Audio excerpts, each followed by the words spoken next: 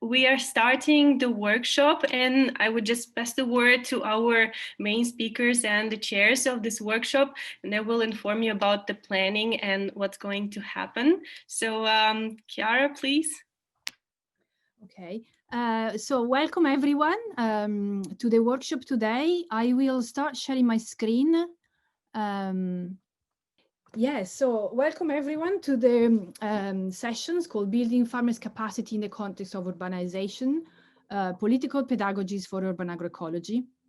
My name is Chiara Tornaghi. I'm from the Center for Agroecology, Water and Resilience at Coventry, and I'm the co-organizer of these sessions together with Michiel.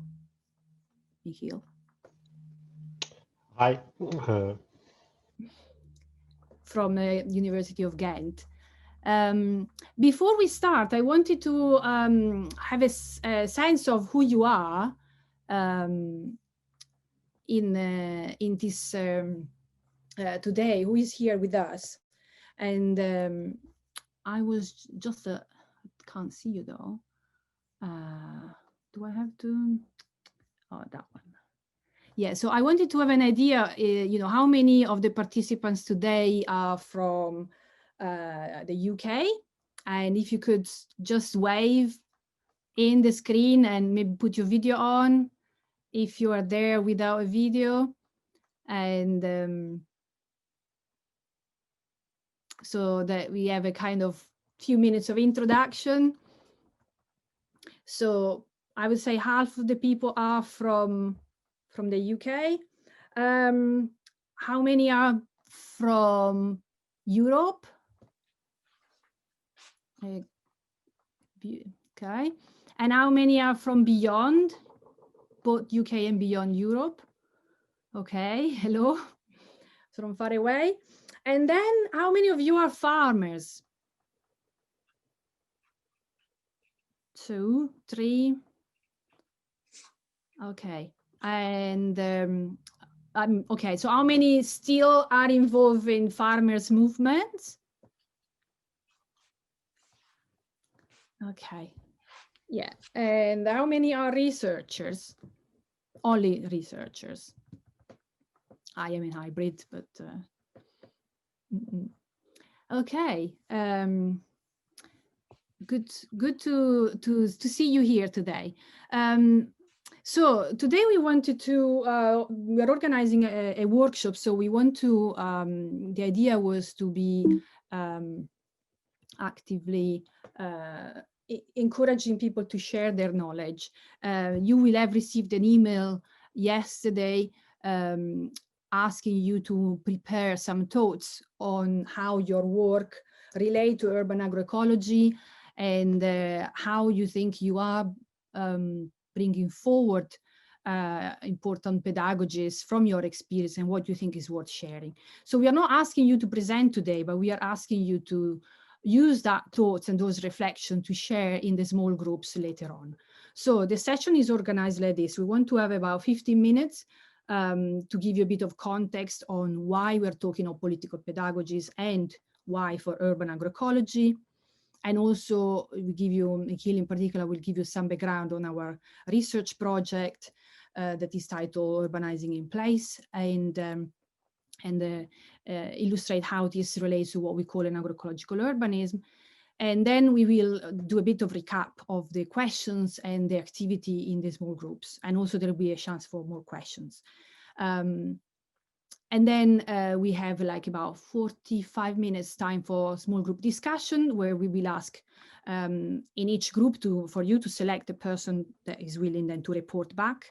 And in the last 20 minutes, we bring everything together and all what you have identified in your small groups. And we hope in this way to start building together a toolbox of strategies for urban agroecology.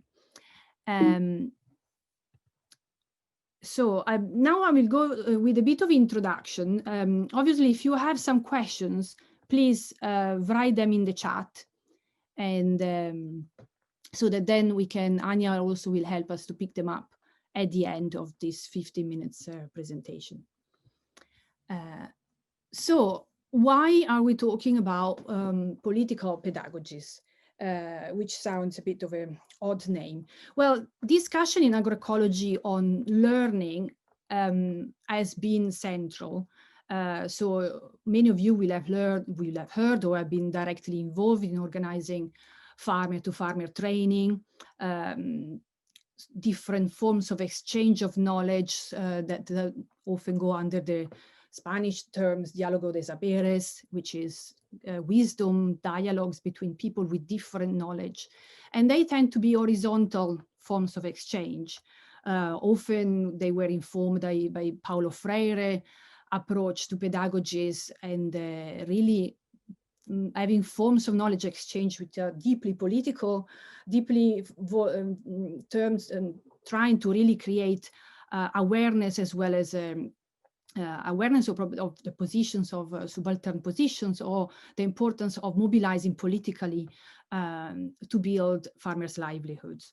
Many of this learning have been really ground in territory. So this learning is often a way of getting to know the territory, getting to know the community, the soil, the climate, the plants, and really living in harmony in those territories.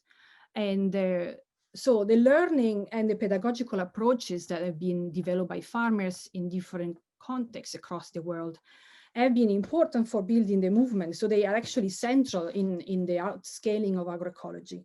And they are important really for building farmers' resilience, but not only. So they are really not just tackling farmers' immediate needs, but also trying to build alliances with consumers, with other communities that live in a certain territory. So our researcher and colleagues, research partners in Argentina, they call of extensión inversa, to say that they have actually, the farmers have been doing extension through university. They have been teaching university what agroecology is. So these forms of learning are often very political, so really oriented to transforming the conditions around them. However, many of these practices are rural oriented. So the content of agroecology schools have been often formed on years of experience in rural contexts and rural way of lives. And this is a problem if we observe that many of those rural contexts become peri-urban with the expansion of urbanization, and sometimes also become completely urbanized. So many farmers actually struggle to maintain access to their networks and their infrastructure. So they see themselves often surrounded by urbanization. Their transport infrastructure has disappeared, the water infrastructure for irrigation is polluted, soils are depleted, public farmland is being sold, and so many problems emerge with the expansion of urbanization. You see, obviously, we have heard of urban agriculture. Urban agriculture is really a mixed bag of initiatives, some of which are really political and oriented to social justice, but some of others are just kind of mainstream-based agriculture. But nonetheless, an urban agroecology movement is growing, and a lot of initiatives that are emerging or they found themselves urbanized, they are really rooted in the political and ecological ethos of agroecology. However, farm starts and farmers training initiatives find themselves not fully equipped with the skills that are needed or the political awareness that are needed by new farmers for thriving in urban context. Often farmers are not active at tables that are trying to govern urban food systems. And so a number of urban challenges, urban specific challenges are not met. And some of this, we can name some of this or begin to name some of this. For example, the access to housing, nearby land is very difficult in urbanized contexts or cities like London and other cities where prices of housing is really high. Ongoing fragmentation and sale of farmland, particularly public farmland, but not only. Healthy soils are not protected. There is no often good legislation, and how to cultivate on damaged soils, how to access their infrastructure, how to build the knowledge needed for understanding urban soils. And then there is the issues of urban finance. access to funding, the specific finance that are typical for models of urban farms, and again, all the issues of, that we mentioned before, of farming infrastructure. We sometimes don't even think that we could have a public farming infrastructure that is there for the urban producers. We are talking about nutrients or recirculating nutrients for soil improvement, open seed banks, market access, transport of produce, etc. And finally, there is also sometimes lack of knowledge on how to actually reach out to consumers and other policy communities. So we see this as the challenges of urban agroecology, but we know that lots of initiatives, farmers and movements have been working with this, have been building experience and practice. And so we would like to start from there to imagine a toolbox. So we know that there is little research or training, particularly on urban agroecology, but we know that farmers and activists have knowledge. So we would like to begin to make this kind of wish list. So what would be your wish list if we were to imagine a training school focused on urban agroecology? So what have you learned? What are you already teaching in your networks? What have you learned from these networks? And what do you think are the main challenges? And these are, we see, important to feeding into what we see as an agroecological urbanism. And I'm passing this now to Michiel to expand on this and to our project. Oops.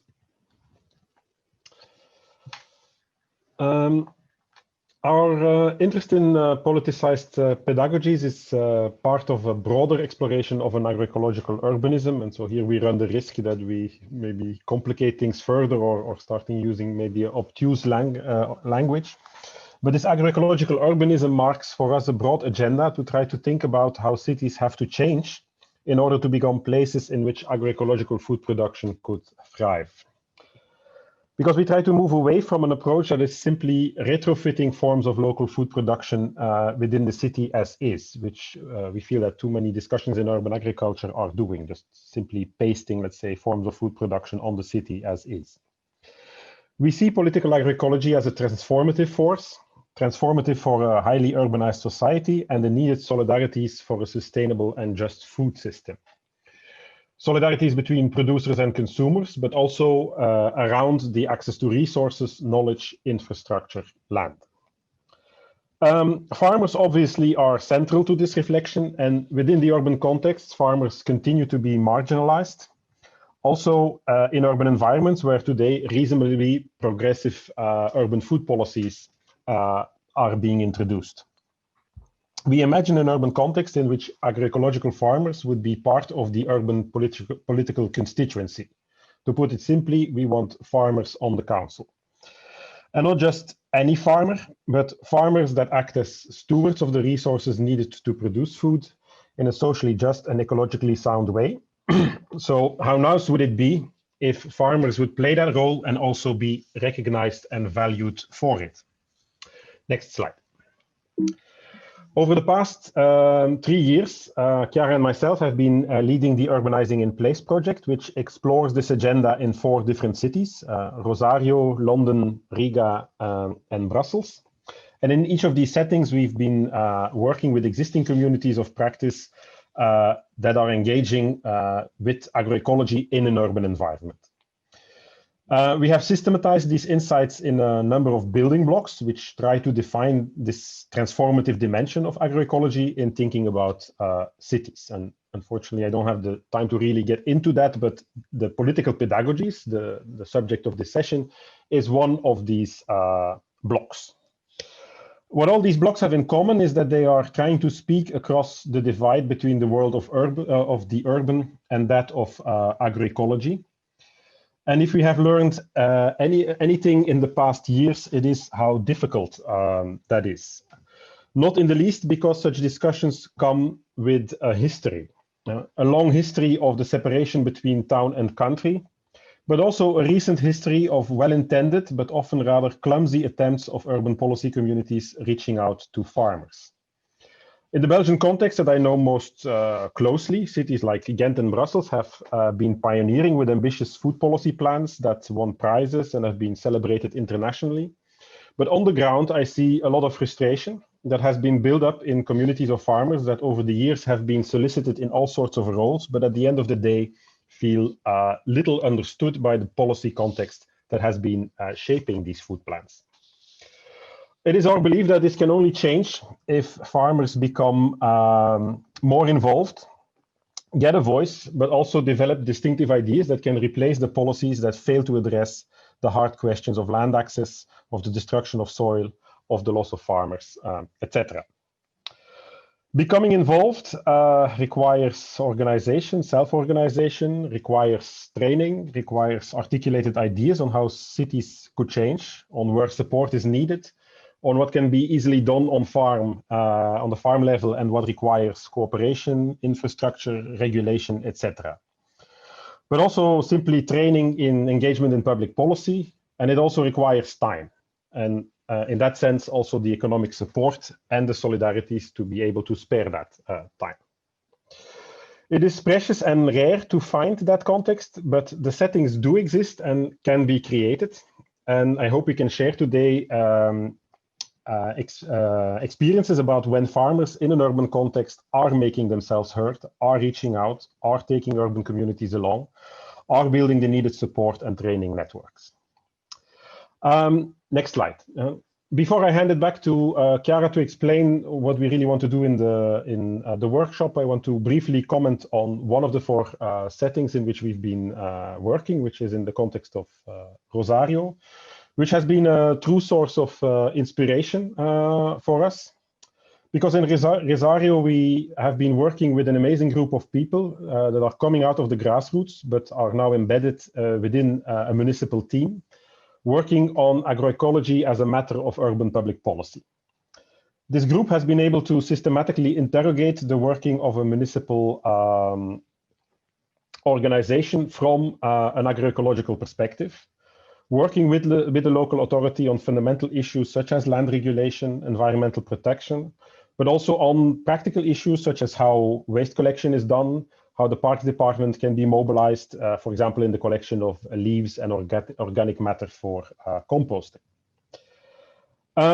They have been able to use public infrastructure as a site for testing and learning, and in that sense being able to create another environment in which other conditions are available for urban agroecological farmers.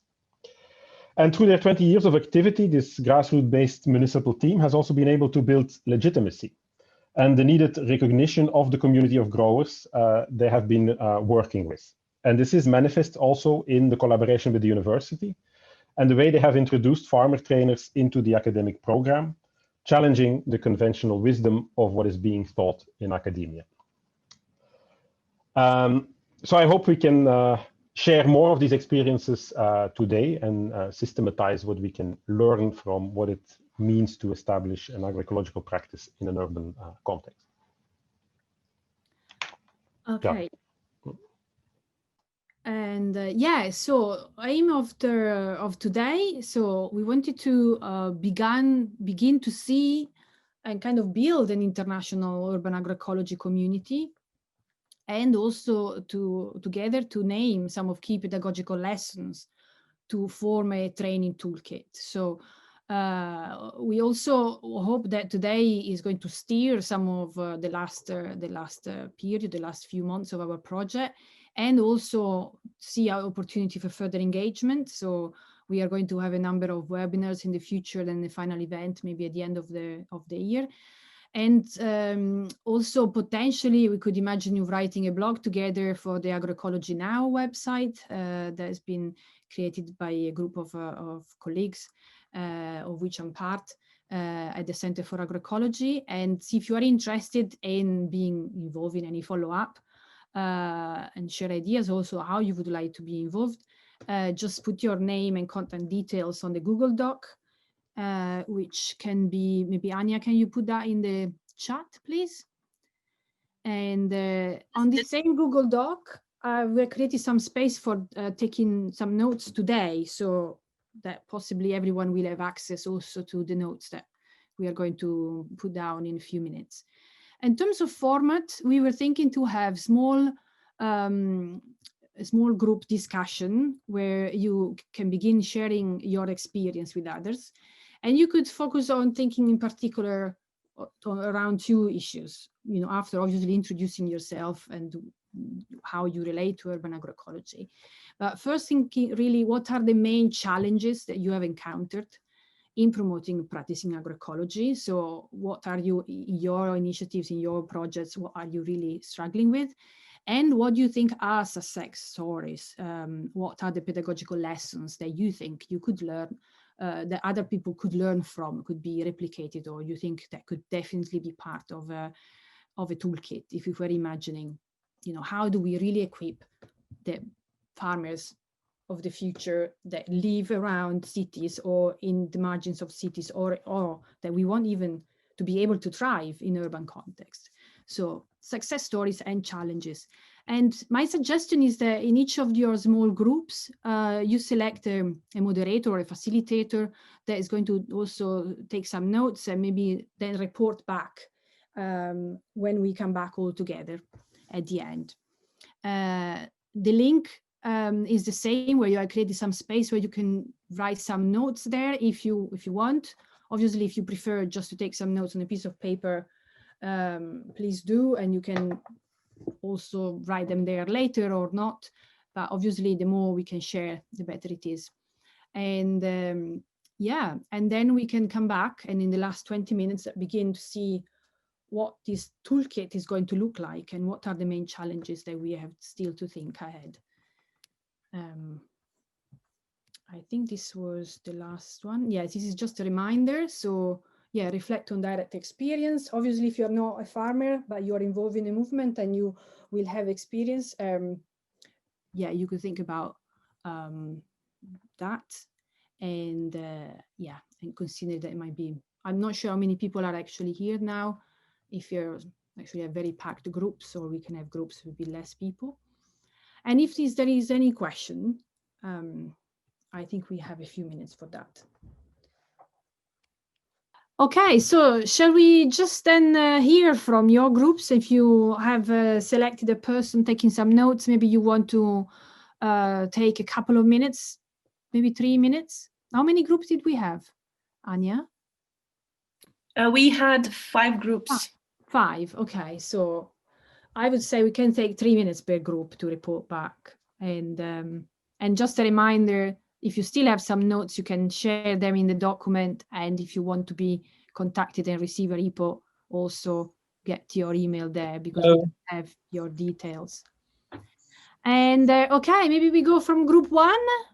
If you want to report a bit. Hello. Hello. Please turn off your microphone if not speaking. Okay. Thank you. We didn't go a good job in group 1 in really planning for the reporting back and agreeing on who's going to do the reporting. I've been taking notes. We certainly had an interesting discussion. I would say on the whole that I mean, we had in the group people involved in growing, but mostly urban based, I would say, but we had a very interesting discussion. Sorry, I'm trying to get to my notes here. Yes. And I think we mostly explored like where the awareness building needs to take place in that urban community. There were, I think, interesting discussions about how to see many of these connections that make that it's now make that certain options are not available. For example, in terms of reserving land for food growing, the value that is projected on that land. We were also talking about incubation initiatives that then are discontinued, partly because people don't necessarily see the value of these projects or see them very narrowly, see them also in terms of local authorities rather opportunistically. At the same time, I heard many hopeful signs also that things are changing in terms of opportunities to really raise awareness about especially where food comes from. We also talked a bit about that geography in terms of that access to food is not only a problem of the urban environment, but there are also very uneven settings outside of that context. And we ended with something very nice also, that farming in a context is now not seen as a possible career, yeah? And that maybe some of the education needs to happen there, not only in terms of raising food awareness, but also making the opportunity to enter farming within urban communities to make that much more accessible across the board. Don't know whether anybody wants to add something from my group. You still got a minute for that, if you need. Otherwise, we just move to group 2.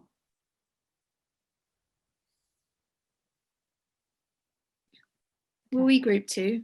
Yeah. Yeah. Okay. Thanks. So we had a very interesting range of contexts. So UK, Norway, Lebanon, and Switzerland, which, you know, we could have talked for a long, long time, I think, and just sort of got going. There were some very interesting challenges around, you know, the common things that recur: access to land, access to finance, to training. There was some interesting things raised about culture, about trying to bring a new kind of approach, to do a new way of doing things into a culture where that way of doing things collaboratively and in solidarity is unfamiliar. And Benoit in Lebanon brought that, trying to introduce those other ways of doing things in quite an individualistic culture that is dominated by land speculation and so on.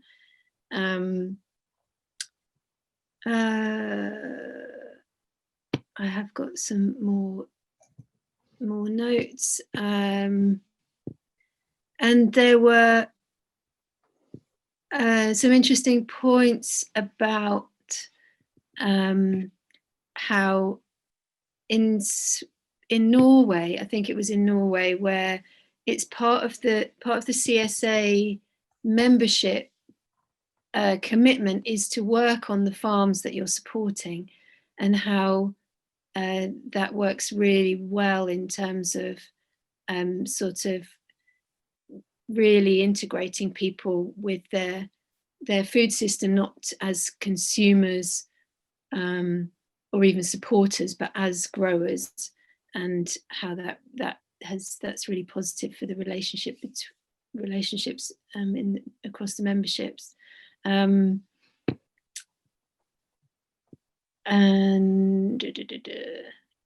in Switzerland, advocacy work being done in cities has been successful, and developing work around working with universities to sort of prove the efficacy of the CSA kind of model and the innovations around that, but also that the challenges around needing to come up with, to innovate new models, you know, where they haven't existed before, and really kind of the challenge of creating things from scratch. But I guess that's where the global networks come in, because there are existing models. They just might not be in your country, but there's so much information and support out there that countries anywhere can take inspiration and support from. I don't know if anyone else from our group chip in. Just maybe if I could add one thing I didn't have time to say in the group is some open source management systems have been developed for CSAs. And I think it should be known in a broader circle, because I think it's very efficient and very useful to know how to manage some groups. As I said before, like in CSA, it could be one farmer with a few families, or it can be many farmers with many families. So there was a real need for open source management systems, and some are created. So if you're interested, please get in touch. I can give you the details and the name of the different management systems. And we have a global network called Urgency. They're going to talk later this afternoon if you're interested to learn more about CSA systems. Okay, thank you. And hi, Nick. Just want to say hi to Nick. And yeah, so should we go to group 3? Maybe they want to share your discussion, key points. Are we group 3? We are. Okay, great. Yeah. So we had a really good discussion, and a lot of people from sort of different professions and perspectives. Some of the biggest, I think, success that I heard from the group was that the power of networks was very important. And I guess this is also a success and a challenge of information sharing between growers. Some of the challenges that I heard were working knowledge of organization of sites,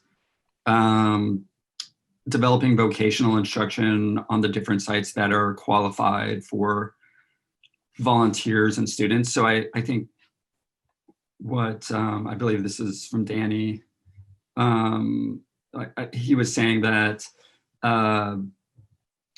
if like an urban farming, if these sites could be qualified somehow and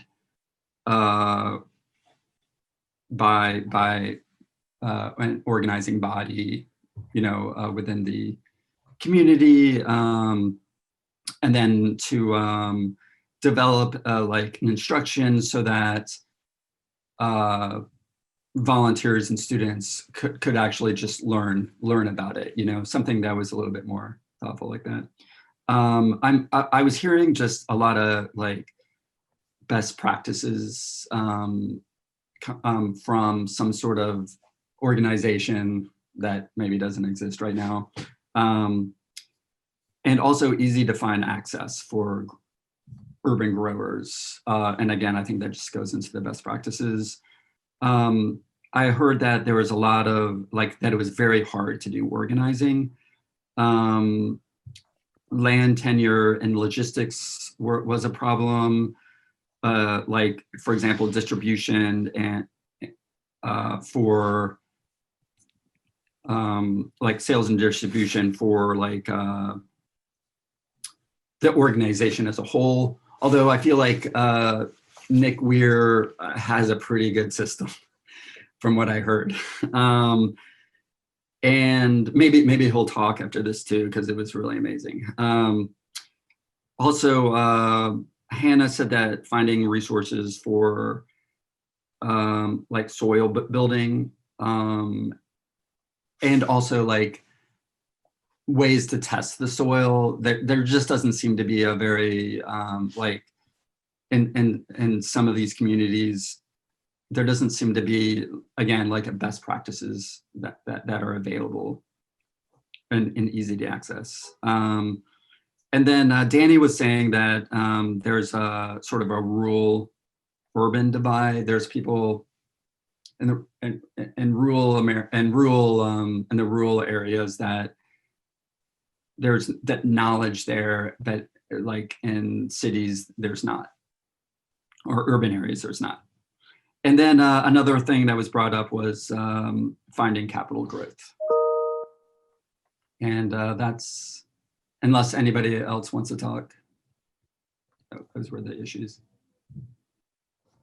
Thank you.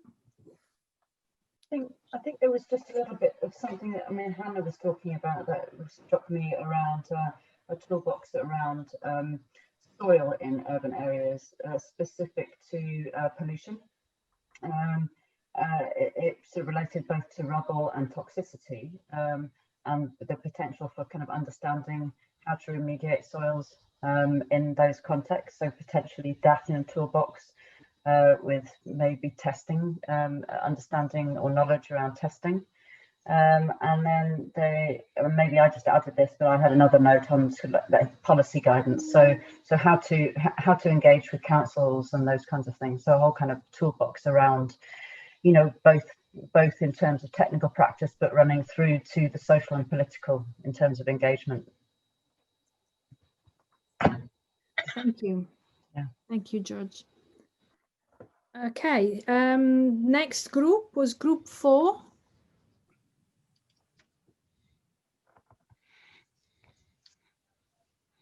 Was that us? It was, yeah. Okay, cool. All right, I will share some notes. So we started off looking at some of the limitations in our group, which was made up of 3 people from London and 1 person from Cardiff in Wales, from different backgrounds, growers, running a food business, researchers. Access to land came up, and just waiting lists for allotments, even trying to purchase or rent land to set up a growing business in London was difficult. And there were various ideas such as growing on rooftops, and we kind of went into a discussion about the pros and cons of using plastic and polytunnels. You know, and growing undercover enables you to grow all year round. Different plants that might require different temperatures in terms of growing culturally appropriate foods. But then also, you know, the environmental concerns around using lots of plastics. We also had a discussion about the opportunity of vertical farming. Is aquaponics agroecological farming, or should we be focusing on microbial life in nutrient cycles in the soil? But then also the point being made of maybe in the center of cities, vertical farming is legit, and at the edge of cities, you can invest in regenerative farming.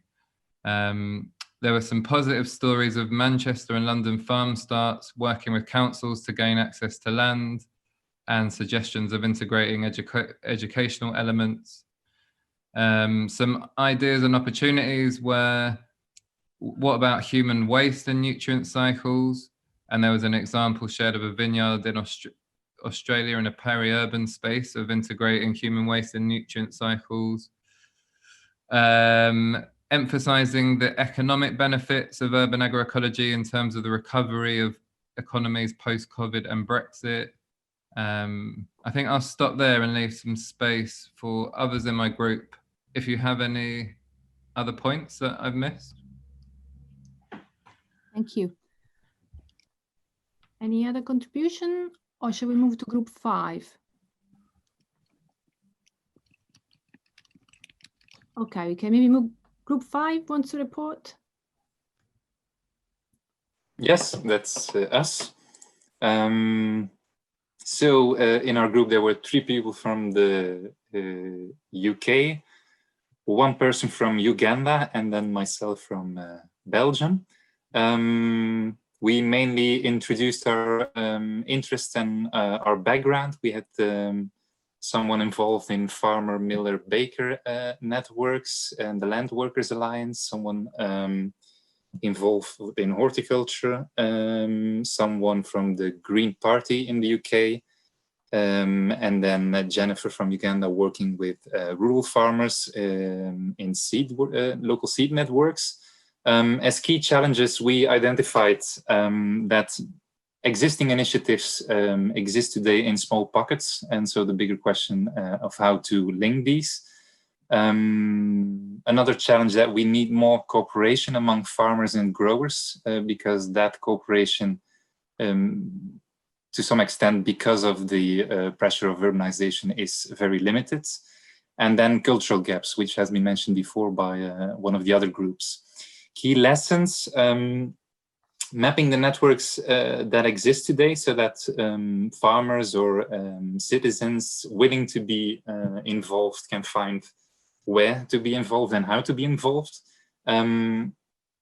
Investing time in exploring the world of agroecological farmers by people who not just waiting for the farmers to be involved in urban processes and urban trajectories, but also investing time in discovering the farming world, bringing consumers and farmers together, bringing shoppers on the farm.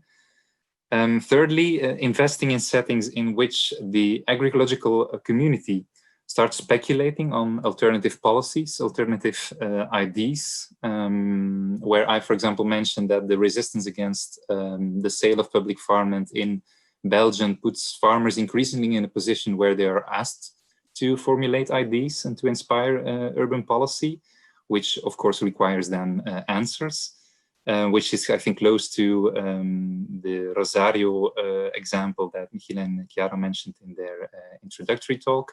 And then finally, two other key lessons that were mentioned: appreciate the fundamental contribution of women in the agricultural sector or system, and expand the focus on farmers to a focus on growers at large.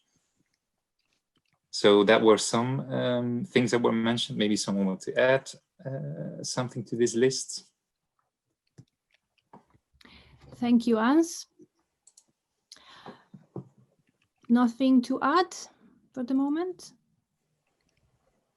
So I believe we have all the groups have been reporting back, right? Okay, well, thank you very much. That was unfortunately too short, and it really leaves me hungry. And but it was, I think, really good, and I think there were things that emerged which were not maybe the usual things that we always hear in terms of access to land and finance, but really thinking, how do we cover, bridge those cultural gaps, or do we really, how do we invest more time in networking, especially around fragmented urban communities?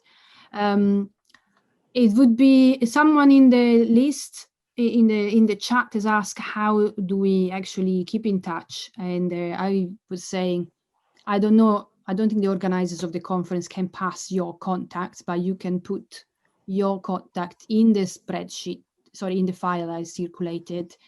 And I would love to write up a quick report of this discussion, and that we could well, actually we could write that together, or I could facilitate with whoever wants to be involved, maybe for a blog for the Agroecology Now website, or to go elsewhere if you feel interested in this. So just pop us an email. And Michiel, maybe you want to also say a couple of closing words? Just have a couple of minutes left.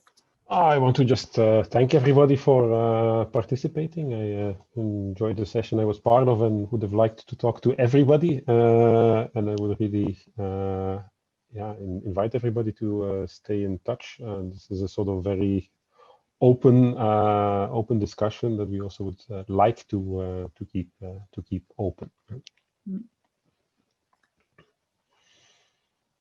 Okay, so we got a couple of minutes. Anyone want to share final thoughts?